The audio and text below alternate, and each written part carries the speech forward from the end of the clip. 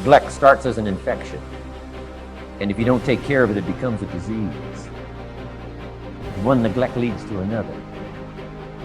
And the worst of all, when neglect starts, it diminishes our self-worth, our self-confidence, our self-value.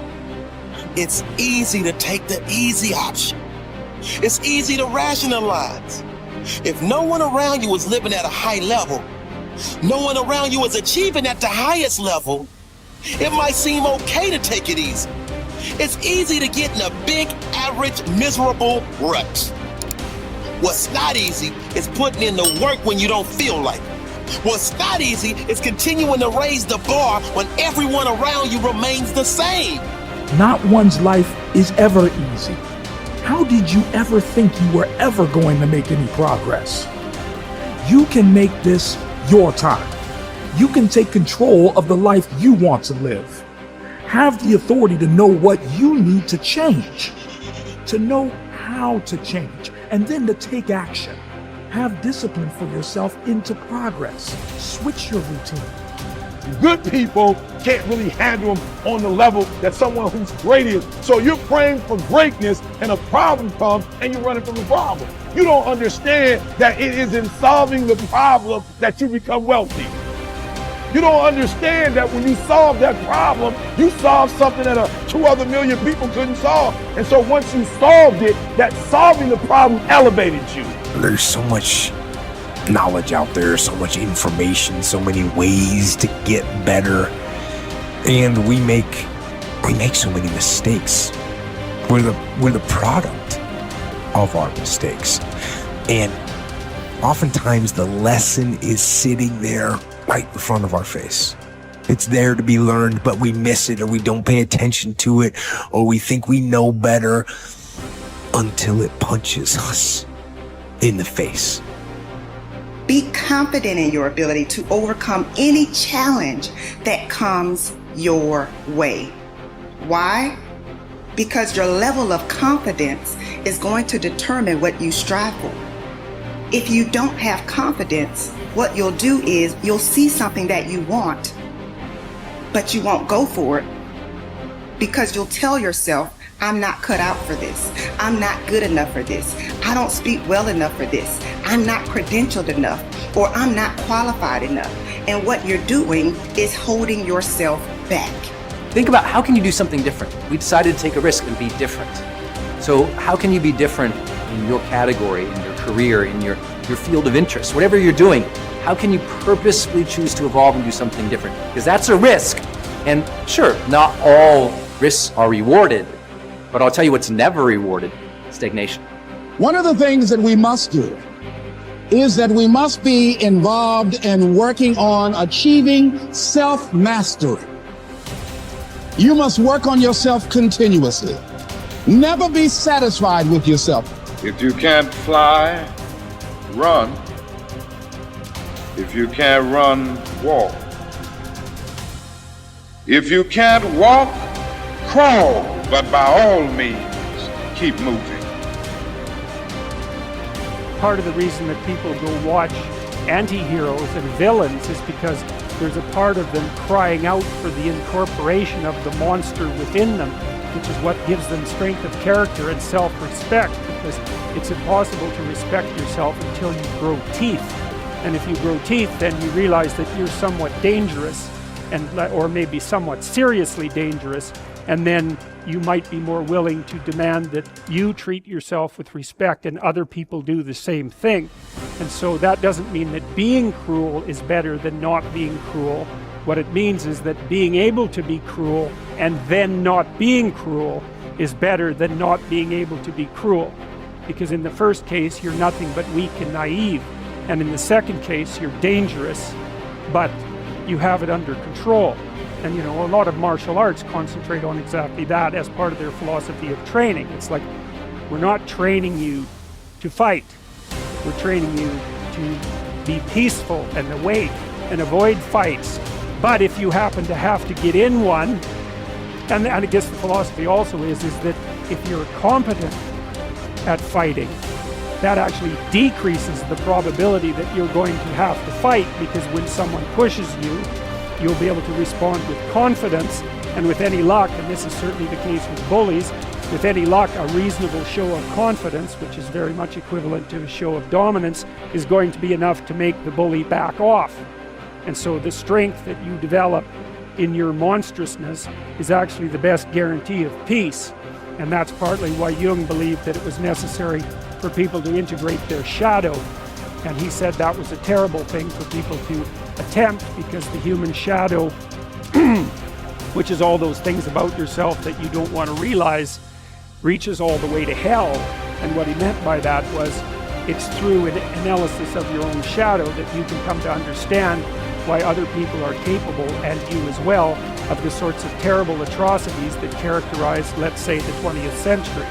And without that understanding, there's no possibility of bringing it under control.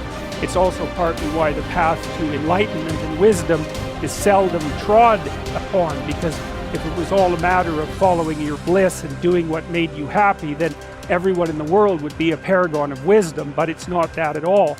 It's a matter of facing the thing you least want to face as the gateway to wisdom, and the gateway to the development of personality, which is exactly the same thing, is precisely through the portal that you do not want to climb through. And the reason for that's actually quite technical. This is a Jungian presupposition too, is that, well, there's a bunch of things about you that are underdeveloped, and a lot of those things are because there's things you've avoided looking at because you don't want to look at them, and there's parts of you you've avoided developing because it's hard for you to develop those parts. And so it's by virtual necessity that what you need is where you don't want to look, because that's where you've kept it. The starting point of setting goals is for you to throw off all mental limitations and let your mind roam freely across the entire universe of possibilities.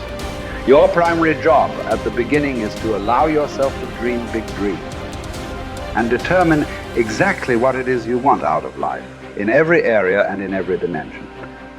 Decide what's right before you decide what's possible. Imagine that you can be or have or do virtually anything that you really want to, as long as you know exactly what it is. First, make up a dream list. Temporarily imagine that you have no limitations of time, money, knowledge, contacts, experience, or education. Imagine that anything that you can write down is possible for you. Remember, anything that you can clearly define and crystallize on paper is probably possible if you want it long enough and hard enough and are willing to make whatever efforts and sacrifices are necessary. There are no unrealistic goals, only unrealistic timelines. The very act of writing your goals down sets the whole universe to work in your favor and activates all the mental laws to help you. In fact, many people have had the experience of writing out a list of goals on New Year's Day, putting them away and not referring to them again until the end of the year, and then finding that 80% of the goals have been achieved, sometimes in the most amazing ways. The very act of writing down big, challenging goals causes three things to happen. First, your self-concept improves and your self-confidence goes up immediately. The act of setting goals requires self-confidence and simultaneously builds self-confidence. Having the courage to write down what you really want improves your self-image and raises your self-esteem. The action itself generates a feeling of greater personal power and ability. Second, tap into your mental and emotional powers. Goal setting actually gives you a burst of physical and mental energy. Your heart rate and your respiratory rate speed up. The very act of goal setting is inherently exciting. It sounds a little corny, but someone once said, feeling listless. Make a list, it's true. It's like stepping on the accelerator of your own mental and physical potential. And if you do it every day, the results can be amazing. Third, commit it to paper. The very fact that you have committed a goal to paper dramatically increases the likelihood that you will achieve that goal. Your mind is structured in such a way that you cannot write down a goal clearly on paper without simultaneously having the ability to somehow attain it. The most important question is, how badly do you want it? As soon as you plant the garden, the busy bugs and the noxious weeds are out to take it. And you've got to learn not only to nourish your values, you've got to learn to do battle with your enemies. Whatever threatens you, I'm asking you to threaten it back. Take care of your responsibility, but don't take anything off of anybody. Somebody wants to destroy your chances for a good future by their negative talk, negative thinking, putting it all down. I'm telling you, walk away if you have to. Walk away. Whatever threatens you, threaten it back. Whatever threatens your opportunity, threaten it back. Now, some of our enemies are on the outside, but here's the most important thing to understand. Some of our enemies are on the inside. Let me give you a quick list. Indifference. You got to do battle with your own indifference. Boy, it's easy to coast, especially if you've accomplished something, extraordinary. Now, somebody says, I got to relax. Here's the key. Not too long. The weeds will take all you plant if you rest too long. Don't rest too long. Indecision. You got to make those decisions. The ones that don't turn out to be good gives you experience to make better decisions. Don't let much time go by without making some decisions. The ones that you can make quickly, make them quickly. The ones that take time, take your time. But get those decisions made. Don't let indecision be an enemy, rob you of the future, empty your bank account, leave you with zero in the purse. Don't let that happen. The next one is doubt. But I'm asking you not to pick up all those doubts. I'm asking you to have some faith, have some courage, believe, drive your doubts into a small corner. Don't let them loose like a mad dog, drive you into a small corner. Don't doubt the future. Don't doubt the possibilities. Here's the most important one of all. Don't doubt yourself. If I've got miracle working power to change my life, so do you. If I've got the ability to change, so do you. If I've got the ability to read, so do you. If I can discover, so can you. If I can grow, you can grow. If I can develop, you can develop. If I can get an invitation like I got 6 years ago, help take something around the world, so can you. If I can stand on this platform, Idaho farm boy raising obscurity, so can you. I'm asking you, don't sell yourself short.